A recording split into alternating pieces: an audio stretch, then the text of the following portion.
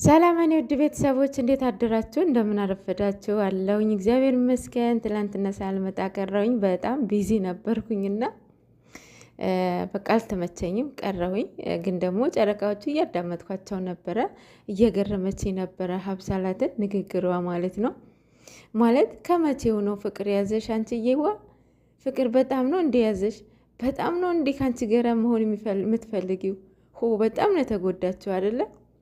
ይገርማል። ሁለተኛው ሄርሜላ በሏት እንግዲህ ፍቅር ሳይሆን ይህ በሽታ ነው እንጂ ፍቅር አይደለም። ፍቅር እንዳች እቃቃ ጨዋታ አይደለም።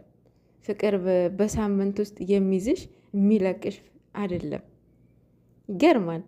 አንድም ቀን ሰላም ሆናችሁ አታቆም አላለች። እየገፋሽው ነው ምናምን። ምን አገባሽ? ሁ አሪዩ ለስራ ነበር የመጣሽው። የተስማማሽውን ለስራ ነው። ስለዚህ ስራሽን ጨርሰሽ በሰላም ብትሄጂ አይሻልሽም? የሚያድሩበት ቤት ማምሻሽ ይላል የሀገራችን ሰው ሲተርት ማለት ነው። ማይሆንሽን ቦታ ጊዜሽን ባትጨርሺ ጥሩ ነው ብዬ አስባለሁኝ። በዛ ላይ በዚህ ጾም ማለት ነው። አይደብርሽም እንዴ አንቺ? ኧረ በስመ አብ። የፈለገችውን ነገር ታድርገው፣ መብቷ ነው። የራሷ ሰው አይደል እንዴ? መብት አላት እኮ እሷ። እንዲህ ጭራሽ ከኔ ጋር መሆን ነው የምፈልገው፣ ከኔ ጋር ከዚህ በኋላ ከኔ ጋር ነው መሆን አላለች።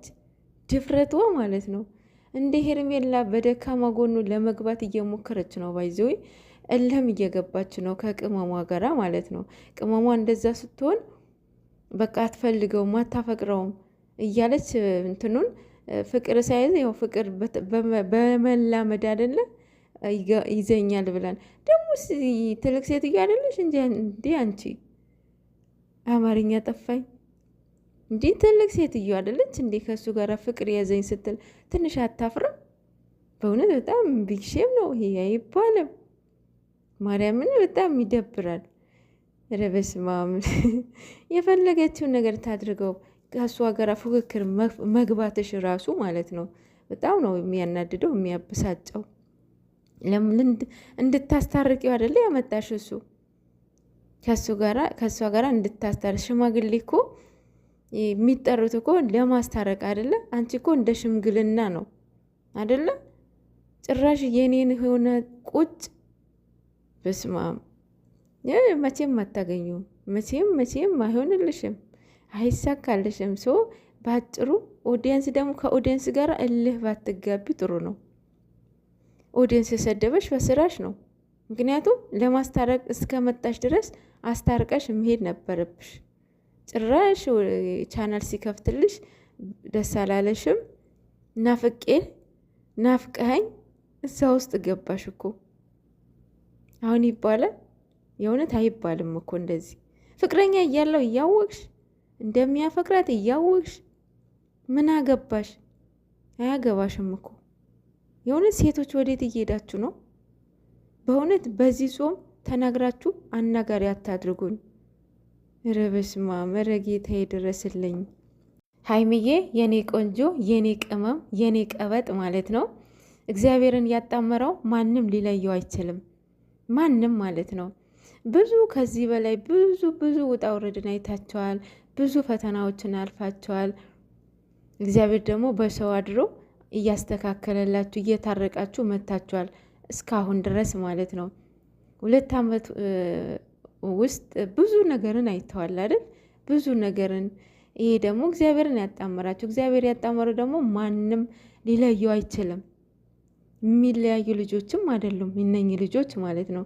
እርስ በራሳቸው በደንብ ይተዋወቃሉ፣ ይተሳሰባሉ በደንብ ማለት ነው። እና ያው ጠላት ሰይጣን አይተኛም አይደለ?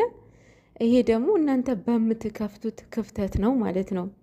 ሶ የኔ እናት የኔ ቀበጥ ማለት ነው። ቅመምዬ ወደ ቤትሽ ተመለሺ። የእውነት ወደ ቤትሽ ተመለሺ። ሰው ማለት ነው የምሬ ነው ምላችሁ፣ ሲያነሳችሁም ባንዴ ነው፣ ሲጥላችሁም ባንዴ ነው፣ ሲወዳችሁም ባንዴ ነው፣ ሲጠላችሁም ባንዴ ነው። እግዚአብሔር ግን የማይጠላችሁ የማይተዋችሁ እግዚአብሔር ብቻ ነው። እናንተ ማመን ያለባችሁ ፈጣሪያችሁን ብቻ ነው።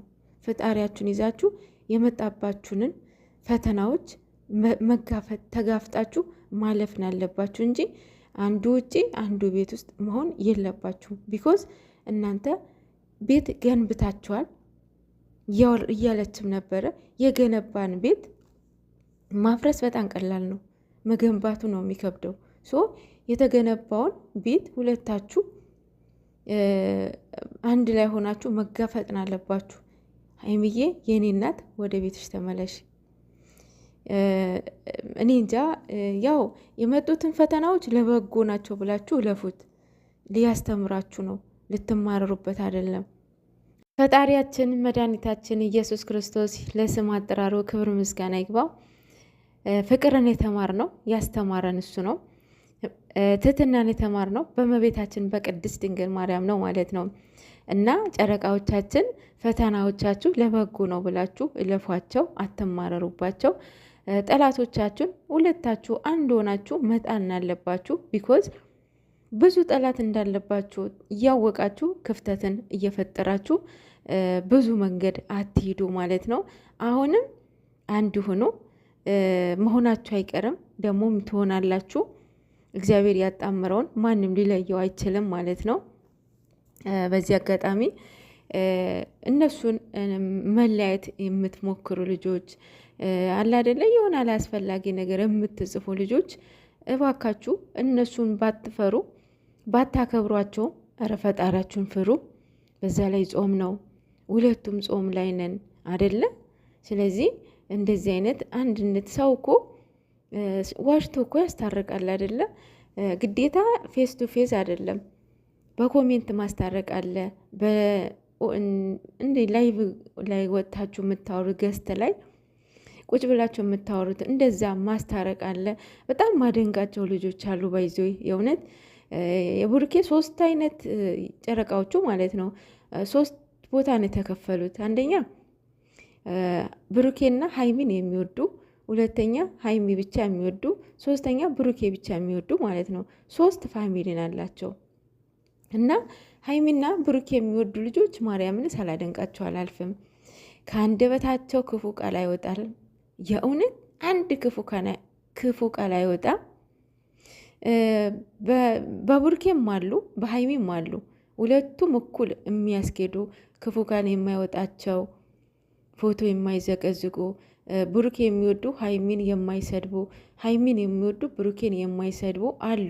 በጣም ጨዋ ቤተሰብ አሳደጋቸው፣ በጣም በስነ ስርዓት ቤተሰብ ያደጉ አሉ።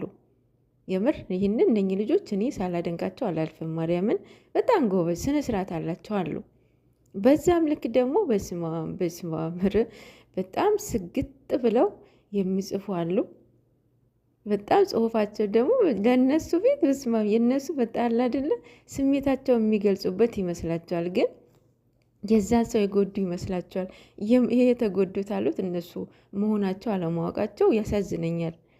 ይሄንን ማለት ነው። እና አንደኛ ነገር ጾም ነው፣ ሁለቱም ጾም ላይ ነን አይደለ? እንደዚህ አይነት ነገር የምትጽፉ ማለት ነው።